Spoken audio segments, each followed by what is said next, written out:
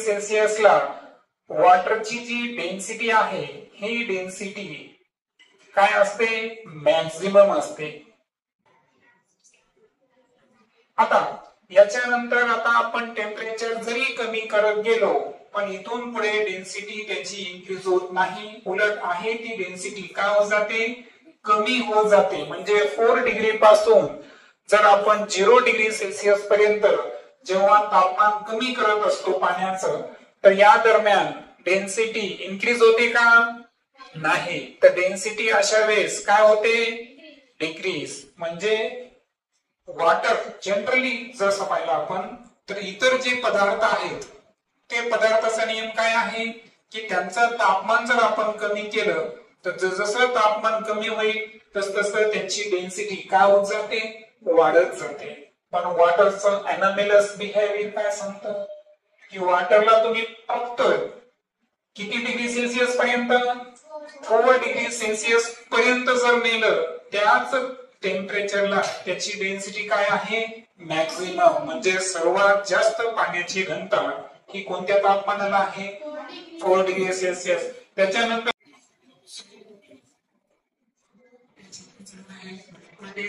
Natural resource. आता natural resource मध्ये आतापर्यंत आपण एअर संदर्भात 2 लेक्चर्स पाहिले. हवेचे वेगवेगळे गुणधर्म आपण पाहिले. त्यामध्ये ऍटमॉस्फेरिक प्रेशर जे आहे ती कन्सेप्ट आपण डिटेल मध्ये पाहिली. हवेला मास असतं, वेट असतं, बरोबर आहे का? हे सगळे गुणधर्म आपण स्टडी केलेले आहेत. त्यानंतर एअर जे आहे ते साऊंड साठी एक मीडियम आहे याबद्दल पण आपण बोललो. कारण साऊंडचं ट्रान्समिशन हे फक्त हवेमध्ये होतं, बरोबर? व्हॅक्युम किंवा निर्वात पोकळीमध्ये चंद्रावर वगैरे आपण बोलू शकतो एकमेकांना? नाही. साऊंडच्या प्रोपोगेशन हे सुद्धा एअरचं वैशिष्ट्य आहे. त्यानंतर स्केटरिंग ऑफ लाईट पाहिलं आपण कन्सेप्ट की आकाश निळ्या रंगाचं का दिसतं, हे की नाही? तर हे सर्व गुणधर्म आपण एअरचे पाहिले. आज आपल्याला दुसरी जी नैसर्गिक साधन संपत्ती आहे वॉटर, त्याची गुणधर्म अभ्यासायची आहे. आणि हे गुणधर्म अभ्यासताना सर्वप्रथम आपण त्याची फिजिकल स्टेट समजून घेऊ. आता फिजिकल स्टेट म्हणजे काय? भौतिक अवस्था. तर सामान्यपणे सबस्टन्स पदार्थाच्या 3 अवस्था असतात.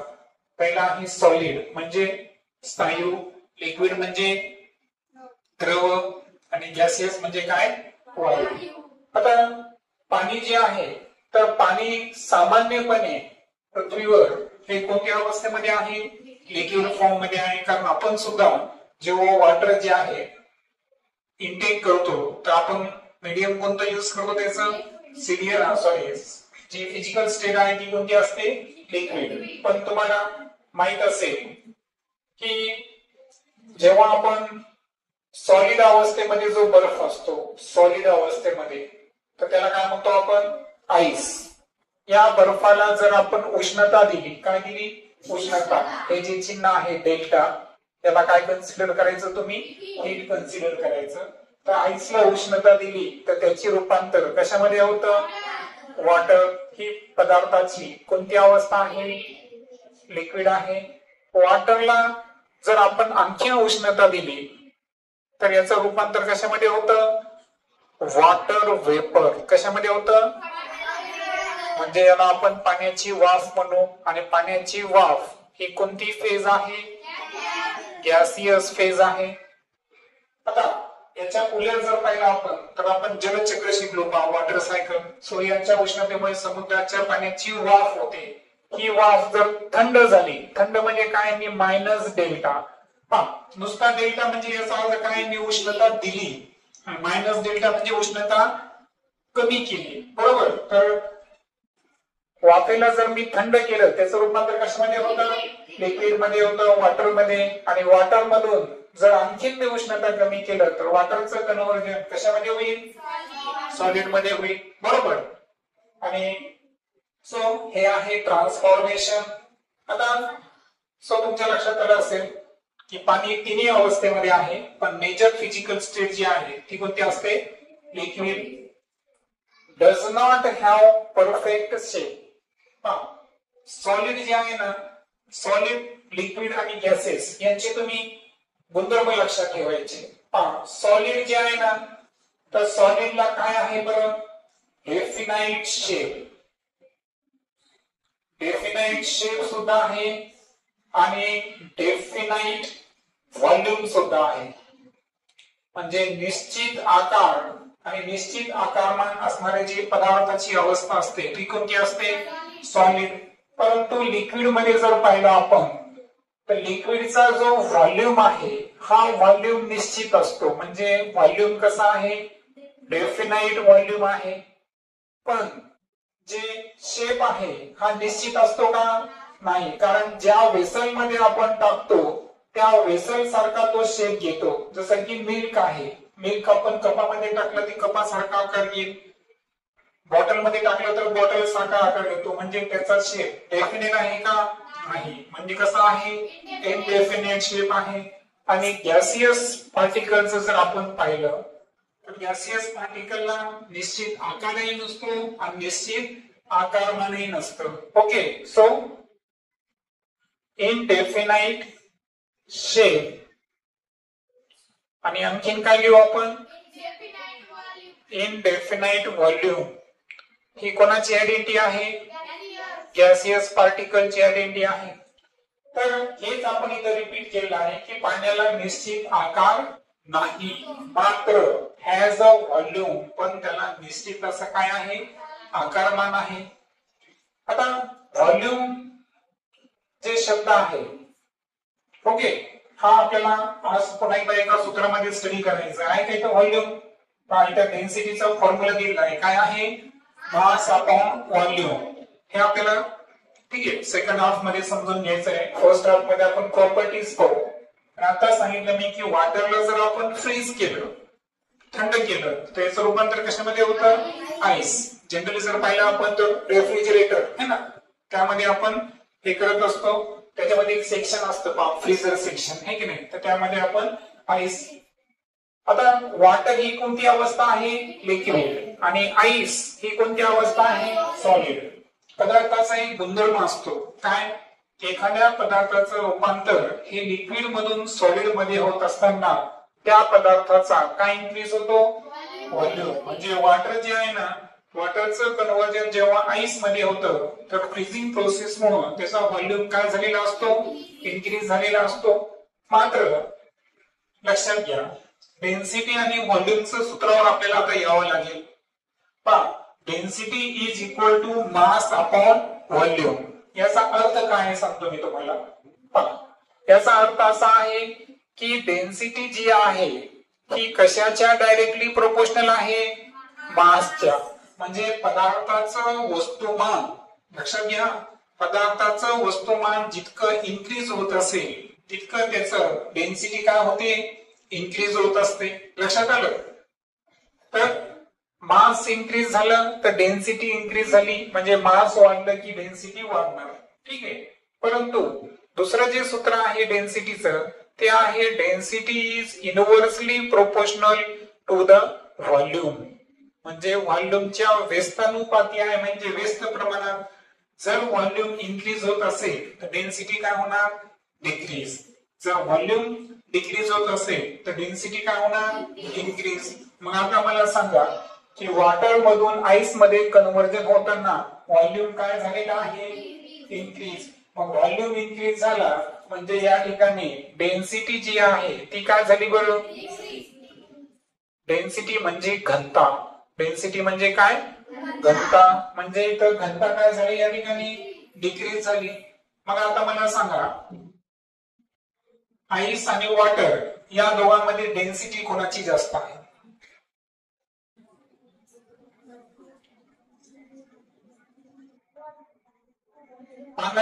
पाण्याची डेन्सिटी जास्त आहे का आईसची डेन्सिटी जास्त आहे, डेन्सिटी काय झालेली आहे, डिक्रीज. म्हणजे अगोदर जास्त होती नंतर काय झाली, कमी. मग वॉटरची डेन्सिटी झाली जास्त आणि आईसची डेन्सिटी झाली कमी.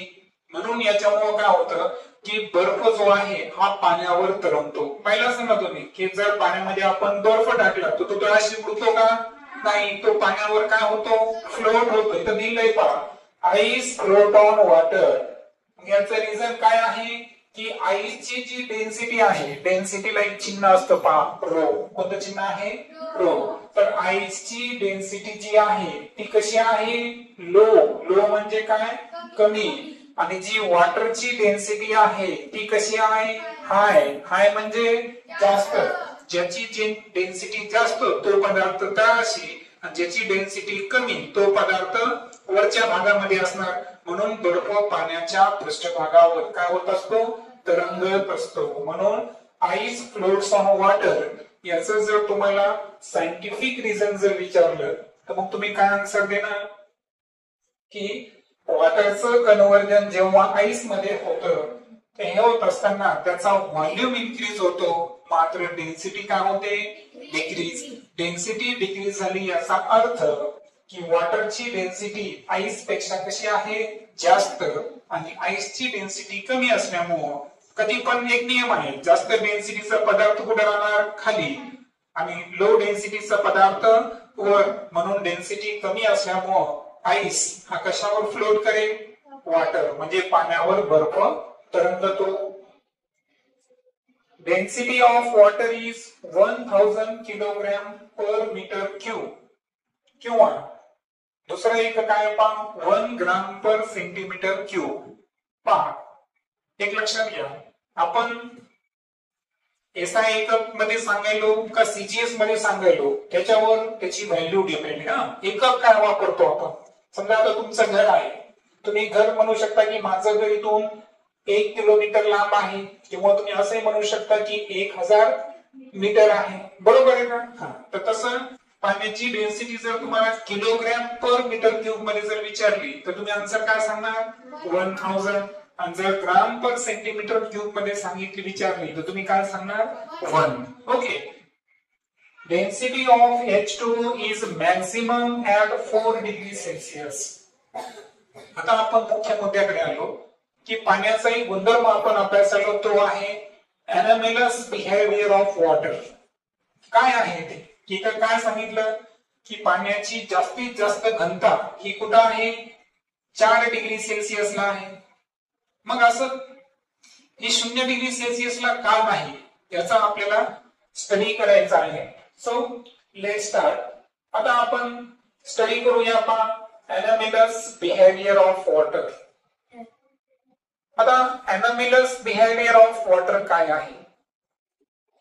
Okay, so anomalous behaviour of water. वॉटरचं ऋणसूत्र माहिती आहे सर्वांना, काय आहे? H2O. पहा, जनरली काय होतं की एखादा लिक्विड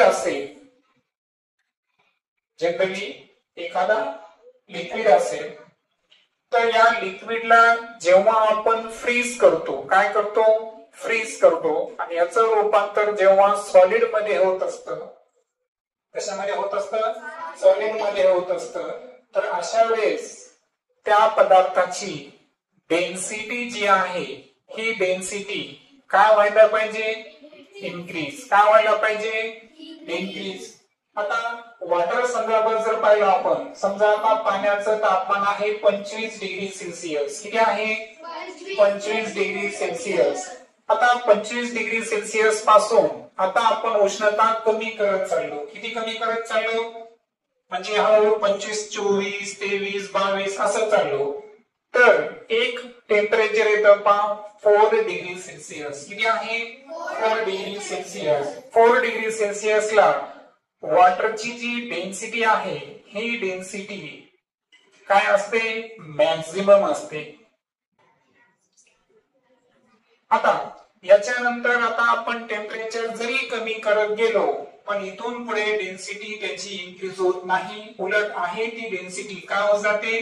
कमी होत जाते. म्हणजे 4 डिग्री पासून जर आपण 0 डिग्री सेल्सिअस पर्यंत जेव्हा तापमान कमी करत असतो पाण्याचं, तर या दरम्यान डेन्सिटी इन्क्रीज होते का?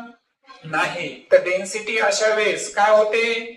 डिक्रीज. म्हणजे वॉटर जनरली जसं पाहिलं आपण, तर इतर जे पदार्थ आहेत ते पदार्थाचा नियम काय आहे की त्यांचं तापमान जर आपण कमी केलं तर जसं तापमान कमी होईल तस त्यांची डेन्सिटी काय होत जाते?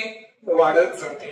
पण वॉटरचं अनॉमलस बिहेवियर काय सांगतं की वॉटरला तुम्ही फक्त किती डिग्री सेल्सिअस पर्यंत 4 डिग्री सेल्सिअस पर्यंत जर नेलं त्याच टेम्परेचरला त्याची डेन्सिटी काय आहे मॅक्झिमम म्हणजे सर्वात जास्त पाण्याची घनता ही कोणत्या तापमानाला आहे 4 डिग्री सेल्सिअस. त्याच्यानंतर तुम्ही त्याला थंड करत गेले आणि 0 डिग्री सेल्सिअस पर्यंत गेले तर जी डेन्सिटी आहे ती डेन्सिटी वाढत जाते का नाही उलट डेन्सिटी काय होते कमी होते. पहा 25 पासून 4 पर्यंत जाताना डेन्सिटी काय होत गेली इन्क्रीज होत गेली बरोबर. बट 4 डिग्री सेल्सिअसला डेन्सिटी सर्वात मॅक्झिमम होती. त्याच्यानंतर तापमान कमी करून काही फायदा झाला का नाही उलट 4 ते 0 पर्यंत गेल्यावर डेन्सिटी काय झाली डिक्रीज. आणि डेन्सिटी डिक्रीज झाल्यामुळे तुम्हाला माहित आहे की वॉटर पेक्षा बर्फाची डेन्सिटी काय झाली पर्यंत लो काय झाली लो. आणि दॅट्स व्हाय आईस हा कशावर फ्लोट झाला पाण्यावर तरंगायला लागला. तर लक्षात आलं मग वॉटरचं अनॉमलस बिहेवियर सोपं आहे की वॉटरची डेन्सिटी सर्वात जास्त कोणत्या टेम्परेचरला असते तर कोणत्या टेम्परेचरला असते 4 डिग्री सेल्सिअसला असते. इतर लिक्विडची कुठं असणार 0 डिग्री सेल्सिअसला. इतर जे पाणी सोडून जे दुसरे आहेत तर त्यांच्यामध्ये 0 डिग्री सेल्सिअसला असणार परंतु पाण्याची कुठं असणार 4 डिग्री सेल्सिअसला. शून्याला आहे का नाही. यालाच पाण्याचं काय म्हणायचं अनॉमलस बिहेवियर. आणि फायनली एका सूत्राचा विचार करू आपण. ते सूत्र होतं density is equal to mass upon volume. आता या सूत्राचा विचार करताना पुन्हा एकदा मी सूत्र लिहितो. सूत्र होतं आपलं density is equal to mass upon volume. आता कोणत्याही सबस्टन्स मध्ये जे अमाउंट ऑफ मॅटर असतं कोणत्याही सबस्टन्स मध्ये जे अमाउंट ऑफ मॅटर असतं तर त्या अमाउंट ऑफ मॅटरला काय म्हणतो आपण मास. काय म्हणतो मास. त्यानंतर एखादा पदार्थ आहे हा पदार्थ किती जागा ऑक्युपाय करतो है ना ऑक्युपाय स्पेस किती जागा ऑक्युपाय स्पेस करतो बरोबर. म्हणजे किती स्पेस ऑक्युपाय करतो है ना म्हणजे किती जागा तो या ठिकाणी व्यापतो यावरून त्याचं काय निघतं व्हॉल्यूम. आणि जर मास आणि व्हॉल्यूम या दोघांचा आपण गुणोत्तर घेतलं गुणोत्तर म्हणजे काय रेशो घेतला तर त्यावरून काय निघते त्या पदार्थाची डेन्सिटी घनता बरोबर.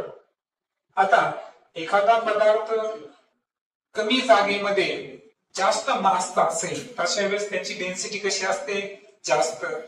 पण वजन कमी आणि जागा जास्त घेतली तर डेन्सिटी काय झाली कमी. मी तुम्हाला सांगितलं की डेन्सिटी मासच्या डायरेक्टली प्रोपोर्शनल आहे आणि व्हॉल्यूमच्या काय आहे इनव्हर्सली प्रोपोर्शनल. पाण्याची घनता तर आपण काढलीच ओके त्याच्यात तर काही डाऊट नाही. आणि एक लक्षात घ्या वॉटरचं आणखीन एक वैशिष्ट्य आहे की 1 किलोग्रॅम वॉटर जनरली हे किती लिटर असतं 1 लिटर असतं. किती असतं 1 लिटर असतं.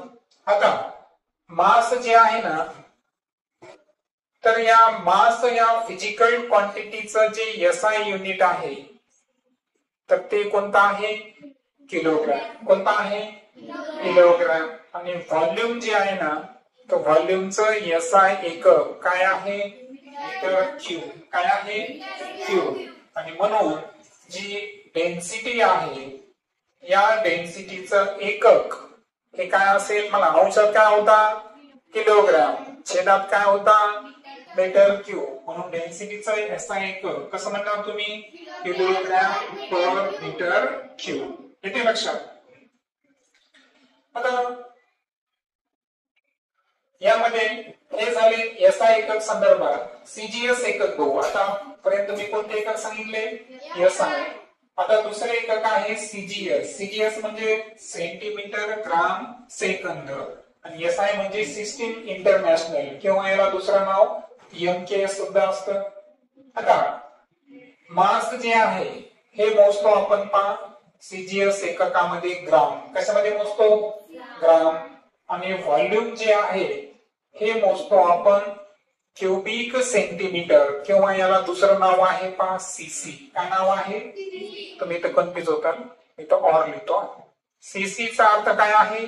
Cubic centimetre. काय अर्थ आहे? Cubic centimetre. मग यावरून डेन्सिटीचं जेव्हा आपण एकक काढू, ते एकक काय असेल बघा, अंशामध्ये घ्यायचं ग्राम आणि छेदामध्ये घ्यायचा CM3, किंवा दुसऱ्या पद्धतीनं ग्राम पर क्युबिक सेंटीमीटर. बरोबर. अशा पद्धतीने आपण डेन्सिटीचे काय लिहू शकतो? एसआय एकक लिहू शकतो. उद्याच्या लेक्चर मध्ये आपण काय करू? मास व्हॉल्यूम डेन्सिटी या सूत्रावर आधारित प्रॉब्लेम जसे गणितामध्ये असतात का, तसे न्यूमेरिकल प्रॉब्लेम्स काय करू? स्टडी करू. ओके.